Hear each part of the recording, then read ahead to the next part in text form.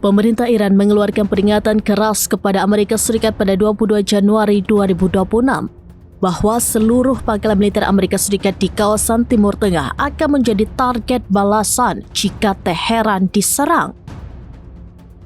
Peringatan tersebut mencakup pangkalan militer Amerika Serikat yang berada di Qatar, Bahrain, Uni Emirat Arab, Kuwait, Arab Saudi, hingga Irak.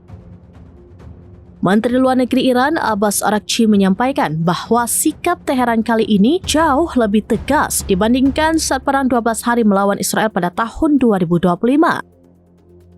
Ia menegaskan Iran tidak lagi menunjukkan sikap menahan diri seperti sebelumnya. Araghchi menyatakan angkatan bersenjata Iran siap membalas dengan seluruh kemampuan. Meski pada 15 Januari, Trump sempat melunakkan pernyataannya dengan mengatakan Amerika Serikat dilaporkan melakukan relokasi pasukan dari sejumlah pangkalan utama sebagai langkah antisipasi. Pentagon juga membentuk pusat koordinasi pertahanan udara dan rudal regional di pangkalan Al-Udeid, Qatar.